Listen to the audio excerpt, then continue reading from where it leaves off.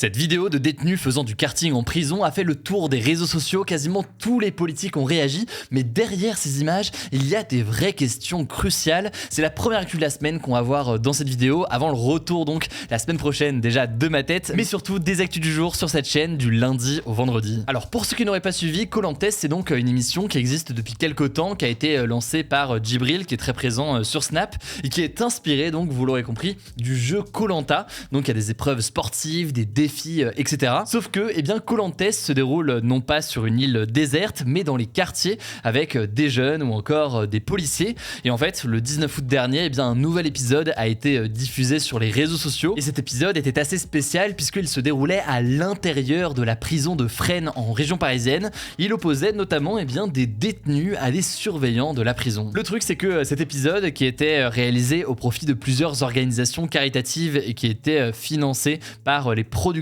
eux-mêmes de l'émission, a fait énormément réagir, notamment du côté de la droite et de l'extrême droite. Par exemple, eh bien, Marine Le Pen du Rassemblement National a dénoncé, je cite, une insulte à toutes les victimes, et elle a estimé que le gouvernement était incapable de contrôler ses prisons en laissant donc l'organisation d'un tel événement au sein d'une prison. Alors justement, peu après, eh bien, c'est le gouvernement qui a réagi. Le ministre de la Justice, Éric Dupond-Moretti, a déclaré qu'il était au courant de l'organisation d'un tel événement dans la prison de Fresnes, mais qu'il ne savait pas que les détenus allaient faire du karting, une activité donc à laquelle, selon lui, eh bien, il se serait clairement opposé. Il a également annoncé vouloir, je cite, fixer clairement les conditions nécessaires à la tenue de projets de réinsertion en prison. Autrement dit, donc, des projets qui ont pour objectif de réintégrer progressivement les détenus au reste de la société pendant qu'ils font leur peine pour que la transition soit possible. Bon, et la polémique, elle a pris encore plus d'ampleur quand on a appris quelques jours plus tard que deux détenus qui apparaissent dans la vidéo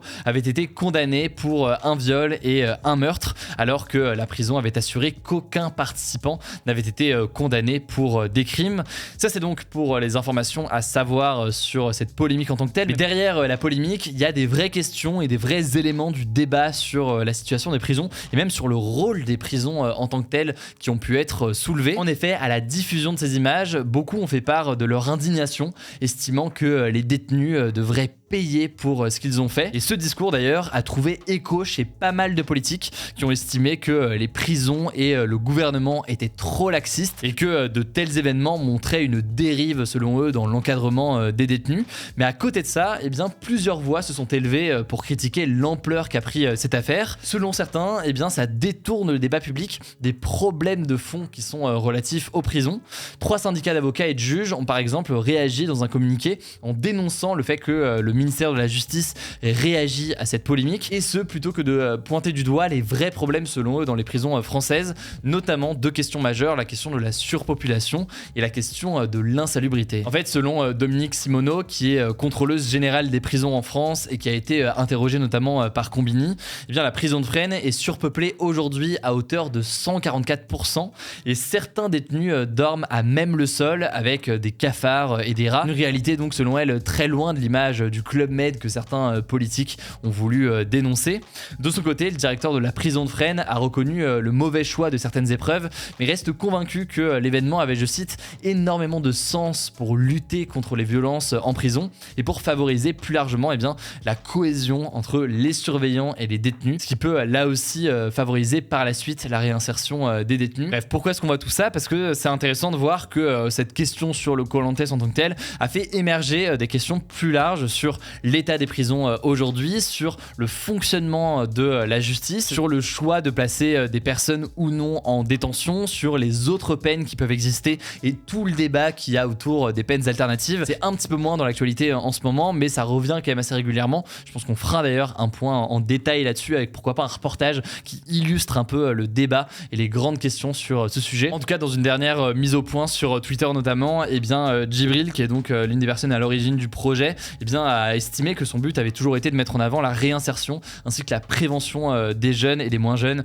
au milieu carcéral. Si jamais vous voulez plus d'informations sur ce débat, etc., eh bien, je vous mets des liens directement en description. Allez, je vous propose qu'on passe maintenant en revue les autres actualités majeures de la semaine. D'abord, celle-ci, ça fait maintenant 6 mois que la Russie a envahi l'Ukraine. C'était le 24 février 2022. Et de manière assez marquante, ça a aussi coïncidé en fait avec le 31e anniversaire de l'indépendance de l'Ukraine, le 24 août 1991. Alors, le président président ukrainien Volodymyr Zelensky craignait des attaques russes en ce jour spécial. Et bien en l'occurrence, une frappe sur un train militaire selon les Russes, a fait plus de 25 morts, dont des enfants. Ça s'est passé au niveau de la gare de Tchaplino au centre de l'Ukraine. Alors vous l'aurez compris, la guerre se poursuit encore tous les jours en Ukraine, notamment à l'est du pays. Et bien à l'occasion de ces 6 mois, le président américain Joe Biden a annoncé une nouvelle aide militaire à destination de l'Ukraine, une aide d'un montant record de 3 milliards d'euros. Il s'agit de la somme la plus importante jamais annoncée et elle porte l'aide américaine au total à près de 10 milliards d'euros jusqu'à présent pour aider donc cette armée ukrainienne. De son côté, l'Union européenne a annoncé qu'elle allait mener un programme de formation et d'entraînement pour l'armée ukrainienne et ça se passera dans des pays voisins. Bref, les pays occidentaux intensifient leur aide à l'Ukraine et si vous voulez plus d'informations sur les 6 mois là, de la guerre qui se sont déroulés jusqu'ici, j'ai posté avec mon équipe un post spécial assez long qui fait une sorte d'état des lieux d'où en est le conflit. Ça se passe sur Instagram, donc le nom du compte c'est Hugo Décrypte et évidemment on continuera à parler de l'Ukraine dans les prochains jours. Deuxième information qui concerne là aussi la guerre en Ukraine, l'entreprise française Total Energy, c'est donc le nouveau nom de Total, est accusée tout simplement de contribuer à fournir du carburant aux avions de combat russes qui participent à la guerre. C'est ce qu'affirme le journal Le Monde qui s'est appuyé sur des données de l'ONG Global Witness, une organisation spécialisée dans la lutte contre le pillage des ressources naturelles et contre la corruption politique. Alors pour être un petit peu plus précis, Total Energy ne fournit pas directement du carburant, mais en gros selon Le Monde, l'entreprise continuerait de vendre à la Russie du condensat de gaz. C'est en fait un type de pétrole très léger qui est ensuite transformé en Russie en kérosène et donc le kérosène c'est le carburant qui est utilisé aujourd'hui par les avions. Or selon ces données de l'ONG, ce carburant produit en partie donc par Total est ensuite envoyé dans 2 bases aériennes russes et c'est notamment depuis ces bases aériennes qu'ont décollé les avions qui ont bombardé le théâtre de Mariupol à l'est de l'Ukraine. C'est un bombardement qui avait causé la mort d'environ 600 personnes en mars 2022. Bref, Total Energy est donc accusé de servir du gaz aux avions de guerre russes. Total Energy de son côté nie en bloc ces accusations. Certaines personnalités politiques françaises ont demandé à Total de se retirer de toute activité économique en Russie. De son côté, le gouvernement a appelé à faire la lumière sur cette affaire. Évidemment, on suivra tout ça et le débat sur ce qu'il en est dans les prochains jours. Troisième information rapidement, c'est un sujet dont on parlait la semaine dernière. Le ministre des Transports français Clément Beaune s'est déclaré favorable à une régulation au niveau européen des trajets en jet privé. Selon lui, les comportements vont devoir changer. Alors pour ceux qui n'ont pas suivi, ces dernières semaines, il y a plusieurs comptes qui se sont mis à traquer les vols en jet privé, notamment de milliardaires français, et à dénoncer leur impact sur l'environnement puisque voyager en jet privé est bien plus polluant que voyager dans des avions de ligne plus classiques ou alors de ne pas prendre l'avion évidemment. Alors plusieurs membres de l'opposition à gauche réclament carrément l'interdiction des jets privés en France. C'est le cas par exemple du chef du parti Europe Écologie Les Verts, Julien Bayou. De son côté, le ministre des Transports Clément Beaune est donc contre une interdiction, mais plutôt pour une régulation. On verra donc si des mesures ou des décisions sont prises à l'échelle nationale ou européenne. Quatrième information maintenant qui inquiète d'ailleurs à quelques jours de la rentrée. Il manquerait cette année près de 4000 chauffeurs de cars scolaires selon le gouvernement, alors que le syndicat parle d'une pénurie de 7000 chauffeurs de cars scolaires.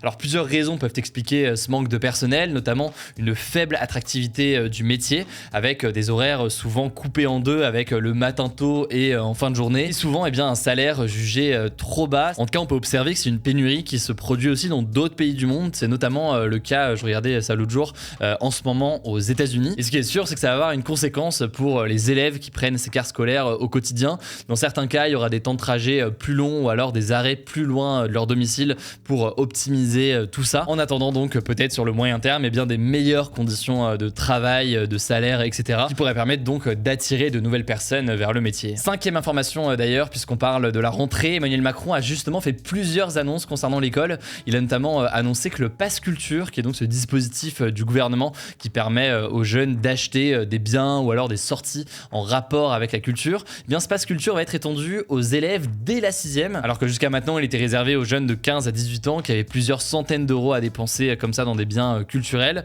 Alors le montant pour les moins de 15 ans et pour ceux en 6e n'a pas encore été précisé. A priori, ce sera quelque chose de progressif, donc vous n'allez pas pouvoir dépenser dépenser des centaines d'euros dès la 6e. Et donc c'est un dispositif qui continue à s'étendre. La 6e info, c'est un chiffre qui a été révélé au début de la semaine par un organisme du ministère du Travail français. 520 000 salariés ont démissionné en France entre début janvier et fin mars de cette année. C'est tout simplement du jamais vu depuis 15 ans dans le pays. La raison majeure de cette hausse des démissions, c'est qu'en ce moment, beaucoup d'entreprises cherchent à recruter et donc les salariés parfois se retrouvent en position de force. Ils sont davantage tentés de changer d'emploi, par exemple, pour obtenir un meilleur salaire. Et ça rejoint d'ailleurs pas mal l'actualité sur les chauffeurs de cars scolaires qu'on évoquait à l'instant.